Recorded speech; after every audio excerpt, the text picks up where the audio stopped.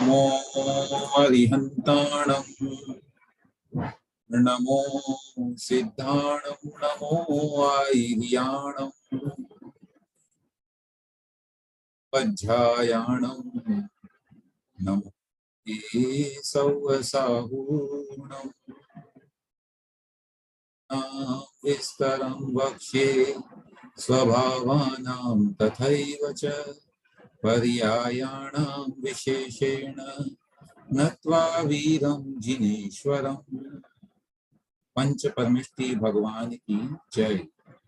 देवादिदेव श्री 1008 ऋषभ देव भगवान की जय। परम पूज्य आचार्य प्रवर श्री देवसेन जी महाराज की जय। परम पूज्य आचार्य प्रवर श्री विद्यासागर जी महाराज की जय। द्वादशांग जिनवाणी माता की जय।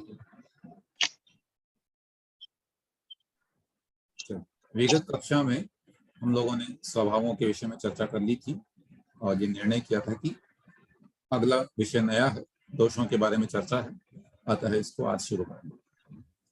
तो एकांत पक्ष में दोष के बारे में यहाँ पर आचार्य कह रहे हैं एक श्लोक के माध्यम से, पहले उसकी व्याख्यान, फिर उसके उपरांत हम जो है सूत्रों से चलेंगे। दुर्नयैकान्तमारूढ़ा भावानां स्वार्थिका हिते स्वार्थिकाश्च विपर्यस्ताः सकलंकानया यतः। सूत्र क्रमांक हम लोग पढ़ेंगे 126। उससे पूर्व यहाँ व्याख्यान में एक श्लोक उद्धृत करके यहाँ दिया हुआ है, उसको हम पढ़ेंगे। दुर्नय एकांतम आरूढ़ा। दुर्नय अर्थात जो दुर्नय होते हैं, खोटे नय होते हैं। अभी तक हम लोगों ने नयों के विषय में चर्चा की तो सभी सम्यक नय थे, लेकिन संसार में नयों का मतलब क्या होता है? जो पदार्थ का ज्ञान कराए किसी अपेक्षा से। पर सारी अपेक्षाएं सच हो ऐसा तो नहीं है। बहुत सारे ऐसे भी कथन हो सकते हैं जो मिथ्यात्व से सहित होते हैं अथवा विपरीत ज्ञान कराते हैं, संशयमय ज्ञान कराते हैं। इस तरह से दोषों को वे लिए हुए होते हैं। तो कह रहे हैं दुर्नय एकांतम आरूढ़ा। दुर्नय रूपी एकांत को आरूढ़ हैं, उस पर चढ़, उससे सहित हैं।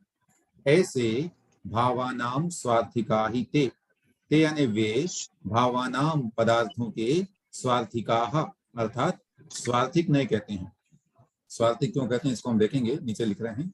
स्वार्थिकाश्च विपर्यस्ताः, स्वार्थिक होने के कारण वे नए, विपर्यस्ताः माने विपरीत भी हैं। सकलंकाः न्यायतः, क्योंकि वे नए सकलंका माने दोष सहित हैं।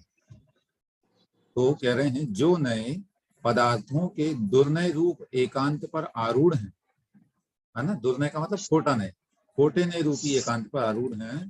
प्लीज म्यूट रखें आशा जी, पाटनी, और भी जो भी अनम्यूट करते हैं बीच में अपने आप से म्यूट कर लें। अनित्य आदि उभय धर्मों में से परस्पर विरुद्ध प्रतीत होने वाले नित्य अनित्य आदि उभय धर्मों में से एक को मानकर दूसरे का सर्वथा निषेध करते हैं। माने ऐसा कहते हैं कि पदार्थ तो नित्य ही है, अथवा ऐसा कहते हैं कि पदार्थ तो अनित्य ही है, उसे नित्य मानते ही नहीं है। तो वे स्वार्थिक हैं, अर्थात स्वेच्छा प्रवृत्त हैं, अपनी मन मर्जी से वो ऐसा मानते हैं। और स्वार्थिक होने से वे नए विपर्यस्ता माने विपरीत हैं, क्योंकि वे दूषित नए हैं, अर्थात नया भास हैं।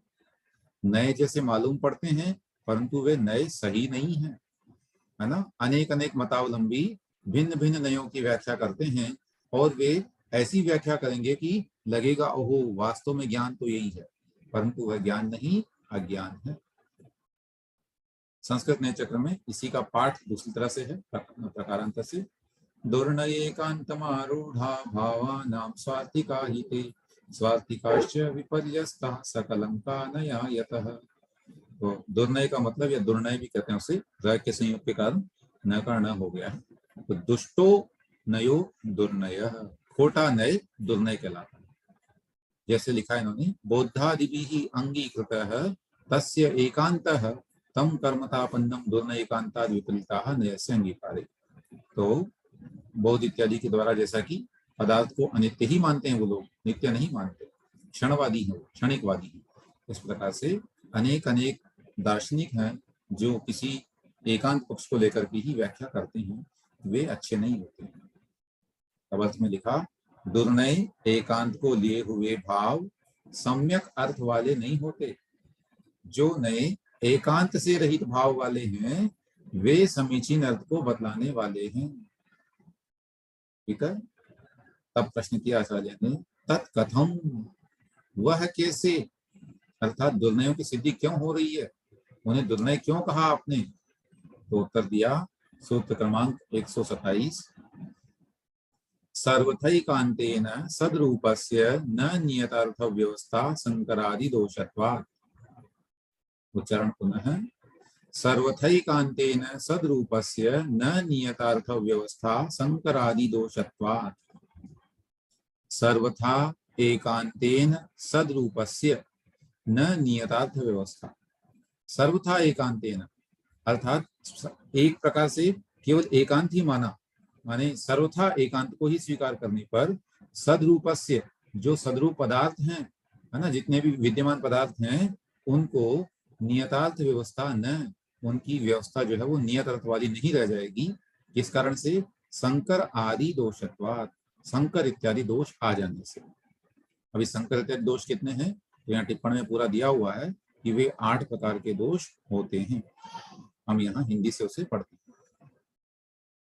लिखा अर्थ में, संकर आदि दोषों से दूषित होने के कारण सर्वथा एकांत के मानने पर सदरूप पदार्थ की नियत अर्थ व्यवस्था नहीं हो सकती। माने वो पदार्थ की हम जो है अर्थ ही नहीं जान पाएंगे, वह समीचीन उसका ज्ञान हमें नहीं करा पाएगा।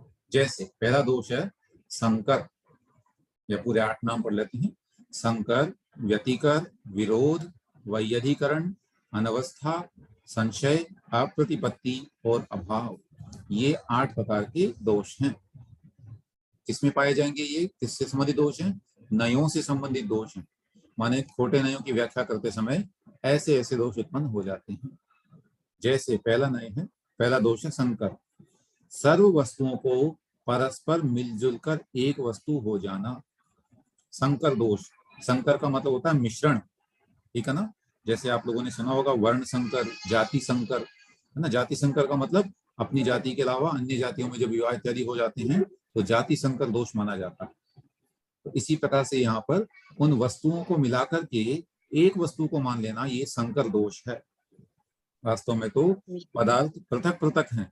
अब सब कहते हैं कि नहीं, सबका मालिक एक, भगवान एक, ये करके जो अनेक अनेक व्याख्या करने वाले हैं, अब मानते हैं कि नहीं मानते हैं? अनेक मतावलंबी हैं उनके, वो कहते हैं सबका मालिक है, सबका ईश्वर एक है, उसके रूप अनेक हैं, ये है वो है। जबकि सत्य क्या है? सरागी, वीतरागी, अनेक अनेक प्रकार के देव हुआ करते हैं। सबको एक कैसे मान लेंगे आप? संकर दोष। ऐसे ही पदार्थों में संकर दोष पाया जाएगा। यदि उनको मिलाकर के एक मान लेंगे कि पदार्थ तो एक ही है, तो ये हो गया संकर दोष। दूसरा है व्यतिकर। जिस वस्तु की किसी भी प्रकार से स्थिति न हो वहां व्यतिकर दोष है, मतलब वो हो ही नहीं सकता। जैसे चक्षु से सुना, अब भला कोई चक्षु से सुन सकता है? ये बिल्कुल है ही नहीं संभव, अतः यह व्यतिकर दोष है। अब इसको आप किसी भी प्रकार से सिद्ध नहीं कर सकते, अतः ये व्यतिकर दोष कहलाता है। विरोध, तीसरा दोष है विरोध। जड़ का चेतन हो जाना या चेतन का जड़ होना, जबकि जड़ और चेतन में परस्पर विरोध है। इस प्रकार से ये विरोध दोष को प्राप्त है। ऐसे नए जो जड़ की व्याख्या चेतन के रूप में कर दें और चेतन की व्याख्या जड़ के रूप में कर दें, वे विरोध नए को प्राप्त होंगे। चौथा है, एक समय में अनेक वस्तुओं में विषम अर्थात परस्पर विरुद्ध पर्यायें रह सकती हैं। जैसे शीत व उष्ण पर्यायें भिन्न भिन्न वस्तुओं में तो रह सकती है, यथा जल में शीतलता और अग्नि में उष्णता, माने अनोक अलग अलग वस्तु में रह सकती है, किंतु इन दोनों परस्पर विरुद्ध अर्थात विषम पर्यायों को एक ही समय में एक के आधार से कहना, यह वैयधिकरण दोष कहलाता है। उनका आधार एक बना दिया आपने, अग्नि को भी ठंडा कह दिया, जबकि अग्नि ठंडी हो ही नहीं सकती है, अग्नि तो उष्ण ही है। इस प्रकार से एक ही समय में एक अलग अलग समय में फिर भी हो सकता है। मान लीजिए जल है, पहले ठंडा था, अग्नि के संयोग से बाद में गर्म हो गया, लेकिन एक समय में तो नहीं हुआ, या तो वो ठंडा ही रहेगा या कि वो गर्म ही रहेगा। चल, तो दोनों प्रकार से इसको कह देना, ये एक आधार करने से वैयधिकरण दोष यहाँ पर हुआ। पांचवा है अनवस्था। अनवस्था दोष कहने का मतलब है उसकी अवस्था ही नहीं बन पाना, ठहराव नहीं होना। कैसे? एक से दूसरे की, दूसरे से तीसरे की, तीसरे से चौथे की उत्पत्ति मानना। जैसे हम इसमें दिया भी, इसको पढ़ लेते हैं पहले। इस प्रकार कहीं पर भी ठहराव नहीं होना।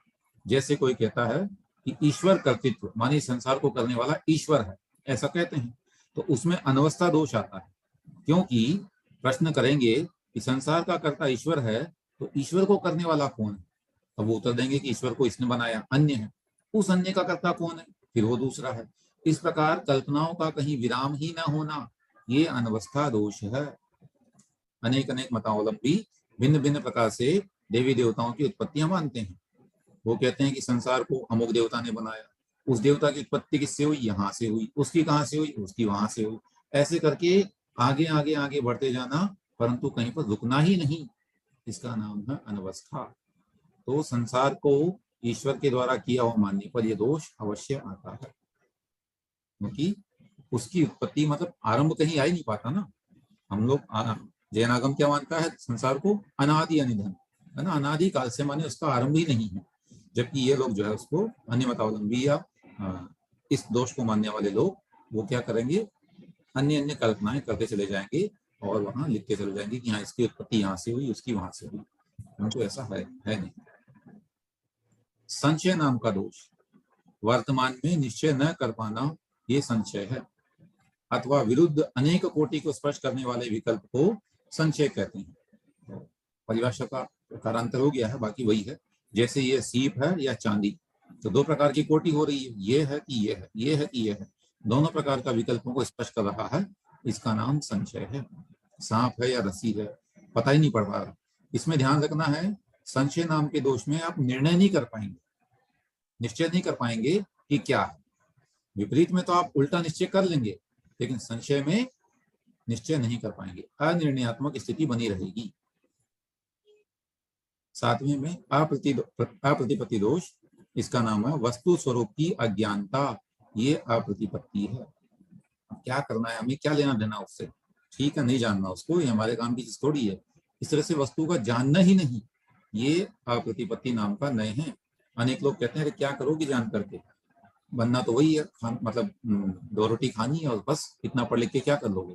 तो ये अब ऐसे नयों की व्याख्या करने वाले लोग ज्ञानी हैं, अप्रतिपत्ति का प्रतिपादन करने वाले।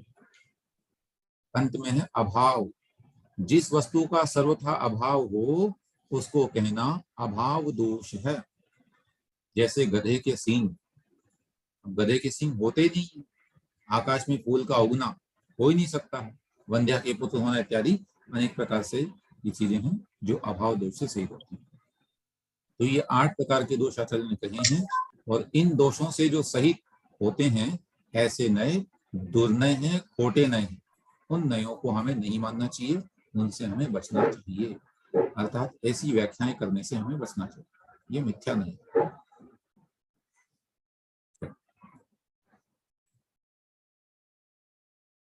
सूत्र क्रमांक 128 की ओर बढ़े। इससे पूर्व यदि कोई जिज्ञासा हो पूछो। यह असंभव दोष माना जाएगा? कौन सा वाला? अभाव वाला? असंभव दोष? हाँ, इसको असंभव भी एक प्रकार से कह सकते हैं कि संभव ही नहीं है, बिल्कुल। हाँ, 3 प्रकार के जो मुख्य दोष आते हैं, संशय, विपर्य, अनध्यवसाय या संभवी जो दोष आता है, वह भी उसी तरह से कह सकते हैं। वो लक्षण में सिद्ध किया गया है, बाकी यहाँ नयों के दोष बताए हैं 8 प्रकार से। सादर प्रणाम भाई साहब, ये लेंगे ना जैसे अतिव्याप्ति, अव्याप्ति और असंभव, वो दोष है ना? वो 3 प्रकार के दोष हैं, ठीक है, सॉरी, वो 3 प्रकार के दोष हैं, वो लक्षण के दोष हैं जी। हाँ, लक्षण के, बिल्कुल सही। हाँ, और ये नयों के दोष हैं। तथा सदरूपस्य सकल शून्यता प्रसंगात, प्रश्न भी किया था पहले, तत्कथम, वह कैसे, दुर्नय की सिद्धि कैसे होती है, माने किसी नय को आप दुर्नय कैसे कह सकते हैं? एक तो उत्तर दे दिया हमने 8 प्रकार के दोषों से। दूसरा उत्तर दे रहे हैं सूत्र क्रमांक 128 में, तथा सदरूपस्य सकल शून्यता प्रसंगात, तथा माने वैसा मानने पर असद रूपस्य सकल शून्यता प्रसंगा। असद रूपस्य अर्थात असद रूप नयस्य अंगीकारे, अगर कोई असत रूप माने, पदार्थ को असत ही मान लेवे, तो क्या होगा, सकल शून्यता का प्रसंग आ जाएगा। यदि सर्वथा एकांत से असद रूप माना जाए, माने उसका सद्भाव ही न माना जाए, वस्तु को असत ही मान लिया जाए, तो फिर सकल शून्यता का प्रसंग आएगा। जब कुछ है ही नहीं तो फिर क्या ये हमको संसार दिखाई दे रहा है। विशेषार्थ सर्वथा असद रूप मानने पर संपूर्ण पदार्थ असदात्मक हो जाएंगे, क्योंकि स्वरूप से भी अभाव मानना पड़ेगा। किसी भी रूप में उनका सद्भाव आप नहीं मान पाएंगे। अतः कोई भी वस्तु सदरूप न रहने से सकल शून्यता हो जाएगी, और ऐसा कभी होता नहीं। अनेक लोग कहते हैं ये जो दिखाई दे रहा संसार ये सच नहीं है, ये तो मिथ्या है, सत्य तो कुछ और ही है जो हमारे ज्ञान में नहीं है। वो ऐसा मानते हैं। वो कहते हैं ब्रह्म सत्यम जगन मिथ्या, ये संसार मिथ्या है, ये वास्तव है नहीं, ये तो हमारी धारणा है। हमको लग रहा है कि हम ऐसा मनुष्य बने हुए हैं और ऐसे ऐसे हमको जो है ये भव भोगना पड़ रहा है। ऐसा है नहीं, ये तो हमारी मान्यता हमने मान ली है, बाकी ऐसा सत्य नहीं है। ये तो मिथ्यात्व है अथवा मिथ्या भ्रांति हमारे को दिखाई दे रही है, ऐसा वो कहते हैं। तो उसके लिए कह रहे हैं आचार्य, अगर इन सब पदार्थों को आप कहोगे कि ये नहीं है, असत है, तो फिर तो सकल शून्यता हो जाएगी। जब है ही नहीं तो फिर आपको ये कैसे मूवमेंट कर दिखाई दे रहा, या इसमें जो परिवर्तन हो रहा है वो क्यों दिखाई दे रहा, जबकि ऐसा होता नहीं, ये दोष है। भैया जी, जैसे किसी मत में बोलते हैं मोक्ष होने पर ज्ञान का ही अभाव हो जाता है। हाँ, ज्ञान का अभाव हो गया तो मोक्ष नहीं। मतलब आत्मा का ही अभाव कर दिया उन्होंने। बिल्कुल। तो वह मोक्ष तो होना आत्मा का अभाव होना नहीं है, गुणों नहीं, का अभाव होना नहीं है। बिल्कुल ये वह चीज मुझे अलग है। प्रॉपर मोक्ष में ज्ञान- मत तो याद नहीं है, शायद सांख्य मत का है या मानते हैं अनेक वैश्विक मतावलंबी है। मत का है। हाँ, हाँ, हमें भी ध्यान नहीं आ रहा पढ़ा मत का था नाम। हमने। इसी में आया हुआ पहले वो हाँ लोग मानते हैं कि ज्ञान का भी नाश हो जाता है तभी मोक्ष होता है। जी। हाँ, ज्ञान का नाश तो नहीं होता। होता नहीं है, हाँ बिल्कुल नहीं होता। अन्य मतावलंबी ऐसा इसमें इसीलिए मानते हैं। दोष रूप में आया ना, हाँ जी जी। हाँ सर्वथा एकांत से हो गया ना वो भी। चलिए, सुनीता जैन जी कुछ कह रहे हैं, इन्वर्ट किया हुआ है।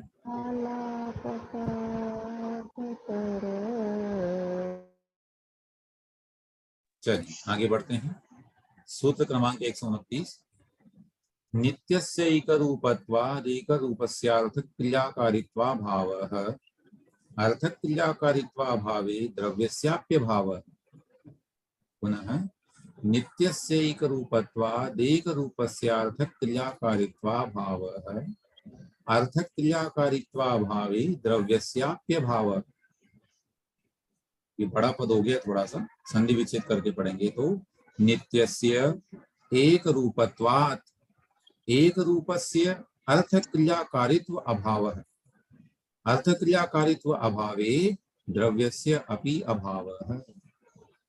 अब कह रहे हैं कि दोष कैसे है, जैसे कोई व्यक्ति मानता है कि पदार्थ नित्य ही है, तो क्या उत्तर आएगा उसका, कह रहे हैं सर्वथा नित्य रूप मानने पर, यानी नित्य से एक रूपत्वात् अर्थात एकांत से किसी पदार्थ को नित्य मान लेने पर क्या दोष आएगा, पदार्थ एक रूप हो जाएगा। जब सब कुछ नियत हो चुका है, नित्य है, फिक्स है बिल्कुल, तो पदार्थ एक रूप हो जाएगा। एक रूप होने पर अर्थ क्रियाकारित्व का अभाव हो जाएगा, और अर्थ क्रियाकारित्व के अभाव में पदार्थ का ही अभाव, द्रव्य का ही अभाव हो जाएगा। अर्थ क्रिया किसे कहते हैं, उत्तर दे रहे हैं जिस वस्तु से किसी भी कार्य की सिद्धि नहीं होती, अर्थात जिसमें अर्थ क्रियाकारीपना नहीं है, वह वस्तु नहीं है। अर्थ क्रियाकारीपना वस्तु का धर्म है, क्योंकि उससे उत्तर पर्याय की सिद्धि होती है। अर्थ क्रिया शब्द के बारे में आप लोगों ने पूज्य आचार्य श्री और पूज्य सुधासागर जी महाराज के श्रीमुख से कई बार सुना होगा, हमें प्रत्येक वस्तु में अर्थ क्रिया लगानी चाहिए। अर्थ क्रिया का मतलब यह कार्य क्यों किया जा रहा है, ठीक है ना। तो जब हम अगर वस्तु को नित्य ही मान लेंगे तो फिर अर्थ क्रिया खत्म हो जाएगी। जब सब कुछ फिक्स है तो हम ये क्यों कर रहे हैं, हमको भूख लगना फिक्स है, भोजन मिलना फिक्स है, तो फिर हम भोजन बना क्यों रहे हैं। भाई नियत है तो ऑटोमेटिक होना चाहिए, हमको कुछ करने की आवश्यकता क्या। और जब प्रयोजन ही नष्ट हो गया क्रिया का, तो क्रिया नष्ट हो गई, क्रिया नष्ट हो गई तो द्रव्य के होने का ही अभाव हो जाएगा, है ना। द्रव्य जो हम लोग देख रहे हैं परिवर्तन रूप जो पर्याय हो रही है वो सब मानी ही नहीं जाएगी। जब कहेंगे कि ऑल आर फिक्स, है ना, सब कुछ फिक्स है अगर, तो फिर हम क्यों कर रहे हैं ये सब जो हम कर रहे हैं। हमें ऐसा नहीं मानना चाहिए। सब कुछ फिक्स नहीं है, अर्थात वस्तु सर्वथा नित्य नहीं हो सकती। ठीक है, जय जिनेन्द्र। जय जी। भैया जी 128-29 में क्या फर्क है? पहले में अपन ने बताया कि असद्रूप माना जिससे शून्यता का प्रसंग आएगा, इसमें नित्य माना सर्वथा तो अर्थ क्रिया का लोप हो जाएगा। तो दोनों में क्या फर्क है? दोनों में वस्तु का अभाव तो हो रहा है। एक तो आप उसको असत मान रहे हैं, असत का मतलब तो हो गया कि है ही नहीं, जो दिख रहा है ये सब झूठ है, ऐसा माना हमने, असद माना, उसको सद नहीं माना, उसकी सत्ता को स्वीकार नहीं किया। और यहाँ नित्य माना, नित्य का मतलब हो गया कि कभी उसका नाश नहीं होना, उसको फिक्स मान लिया, सब कुछ नित्य है ऐसा मान लिया। तो जब सब कुछ नित्य है तो कभी किसी को नष्ट होना ही नहीं है, पर्याय तो बननी ही नहीं है उसके लिए। दोनों में अंतर तो है, एक तो उसका अभाव मानना और एक उसका सद्भाव तो मानने, लेकिन सद्भाव किस रूप में माने? नित्य के रूप में माने, पदार्थ को नित्य ही मानना कि सारे पदार्थ नित्य ही हैं, कभी नष्ट होते ही नहीं है, ऐसा मानना। ऊपर वाले में तो माना ही नहीं है कि होगा ही, मतलब कि है ही नहीं, ऐसा मानना। नीचे वाले में मान तो रहे कि पदार्थ है, लेकिन कैसा है? पर वो एक सर्वथा नित्य ही है, नित्य ही है। बिल्कुल ठीक। चलो ठीक है, एक और पढ़ते हैं। अनित्य पक्षेपि निरन्वयत्वात् अर्थक्रियाकारित्वाभावः अर्थक्रियाकारित्वाभावे द्रव्यस्याप्यभावः। सूत्र नंबर 130। अनित्य पक्षेपि निरन्वयत्वात् अर्थक्रियाकारित्वाभावः अर्थक्रियाकारित्वाभावे द्रव्यस्याप्यभावः। कह रहे हैं अनित्य पक्षेपि, सर्वथा अनित्य मानो अगर, एकांत से प्रत्येक पदार्थ को अनित्य मानने पर भी दोष है। तो कौन सा दोष आएगा? निरन्वय दोष आना, है ना, उसमें अन्वय बन नहीं पाएगा। और ऐसा होने पर अर्थ क्रियाकारित्व का अभाव और अर्थ क्रियाकारित्व होने पर द्रव्य का भी अभाव हो जाएगा। देखें कैसे है सूत्रार्थ में। सर्वथा अनित्य पक्ष में भी निरन्वय अर्थात निर्द्रव्यत्व दोष होने से अर्थ क्रियाकारित्व का अभाव हो जाएगा और अर्थ क्रियाकारित्व का अभाव होने पर द्रव्य का भी अभाव हो जाएगा। जैसे पर्याय अनित्य है और द्रव्य नित्य है, ये तो हम जानते हैं, लेकिन सर्वथा अनित्य मानने पर नित्यता के अभाव का प्रसंग आ जाएगा। भाई जब हमने कह दिया सर्वथा अनित्य ही है तो फिर द्रव्य का ही नाश हो गया ना वहां पर। तो हमने कहा अनित्य है माने प्रतिक्षण नष्ट हो रहा है, तो जब वो नष्ट हो गया, द्रव्य ही नष्ट हो गया, अनित्य था वो, तो फिर अब नया जो बन रहा है उनको, वो कहाँ से आएगा? एक तो ये समस्या। हाँ, उससे पुराने वाले से उत्पत्ति मानो कि पुराने का नाश हो गया, नए की उत्पत्ति हो गई, तो नए की उत्पत्ति हुई तो पुराने वाले से हुई, तब पुराने वाले का कुछ अंश आएगा उसमें, तो फिर अनित्यपना कैसे रहा उसमें? इस प्रकार से सर्वथा अनित्य मानने पर नित्यता के अभाव का प्रसंग आ जाएगा, अर्थात पर्यायों में अन्वय रूप से रहने वाले द्रव्य का अभाव हो जाएगा। ये निरन्वय शब्द जो दे रहे हैं उसकी व्याख्या, एक पर्याय से दूसरी पर्याय में जो जा रहा है सिक्वेंटली जो जा रहा है, उसमें अन्वय रूप में जो जा रहा है वो कौन है? जब आपने नित्य कह दिया तो फिर वो कौन जा रहा है? उसका तो नाश हो गया, इसलिए फिर तो द्रव्य का ही अभाव हो जाएगा और अन्वय रूप द्रव्य के अभाव में पर्यायों का भी अभाव हो जाएगा। अतः ऐसा नहीं मान सकते कि सर्वथा अनित्य ही है। हाँ, पर्याय अनित्य है ये सही है, लेकिन द्रव्य को आप अनित्य नहीं कह सकते, तो सर्वथा अनित्य भी हम नहीं मान सकते। भैया जी निरन्वय माने अन्वय नहीं होना। अन्वय का मतलब है जो अवस्था इस पर्याय में पाई जा रही थी वो की वही अवस्था दूसरी पर्याय में पाई जा रही है। माने आत्मा यहाँ भी थी मनुष्य रूप में, अब देव रूप में भी है, फिर पशु रूप में भी है, उसके बाद वापस देव रूप में भी है, ऐसे करके जो आगे आगे बढ़ रही है। तो अन्वय का मतलब एक पर्याय से एक पर्याय से दूसरे पर्याय में जाना, इसको बोलते हैं अन्वय, है ना। जो हम लोग कहते हैं ना पिता के बाद पुत्र, पुत्र के बाद उसका पुत्र, ये अन्वय है उसका, ये उसकी पीढ़ी है, इसको संतति संतान अन्वय ये सब एक ही बात है। तो ऐसे ही पदार्थ भी जो है अगर उसको अनित्य मान लेंगे तो उसका अन्वय बन ही नहीं पाएगा। एक पर्याय से दूसरी पर्याय में कैसे जा पाएगा? नहीं जा पाएगा। इसलिए उसमें निरन्वय दोष आएगा, और निरन्वय हो गया तो उसकी अर्थ क्रिया भी नष्ट हो गई। फिर प्रयोजन ही क्या रह गया? जब हर क्षण में उसको नष्ट ही हो जाना है तो फिर हम किसके लिए ये सब कर रहे हैं?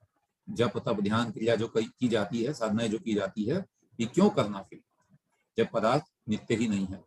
अतः मानने में भी ये दोष आता है। ठीक है, चलिए। हाँ, जय जिनेन्द्र भैया जी। जय जिनेन्द्र। अन्वय यानी क्या? पर्याय से एक पर्याय से दूसरे पर्याय में जाना। हाँ, उसको बोलते हैं अन्वय, सीक्वेंस, है ना? माने एक के बाद दूसरे में पाया जाना, ये अन्वय कहलाता है।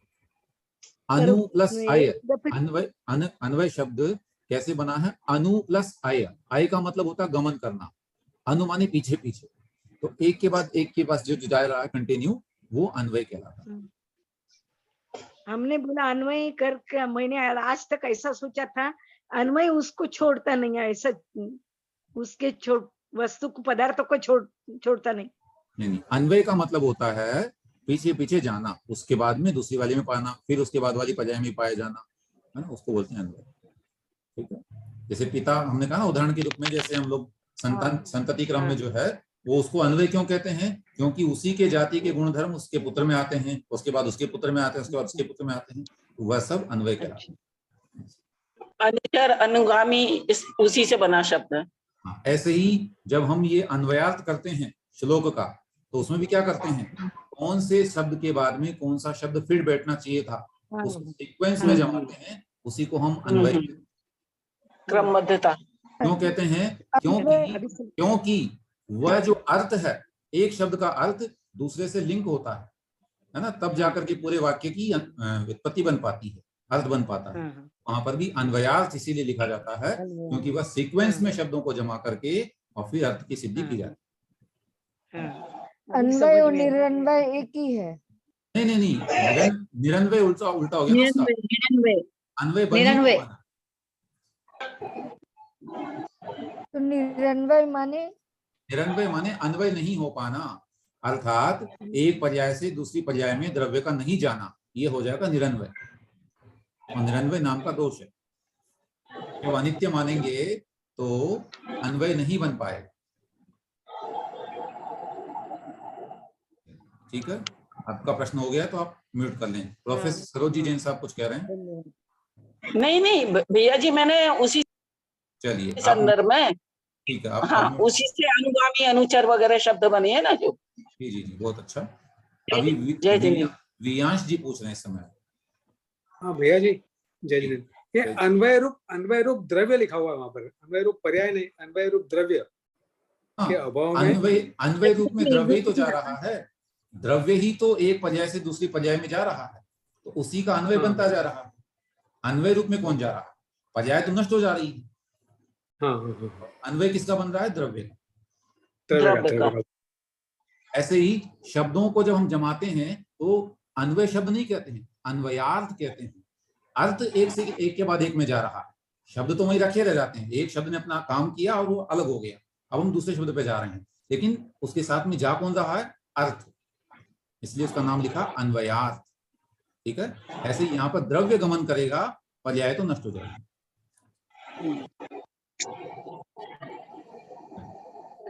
आइए जिनवाणी स्तुति हम पढ़ते हैं।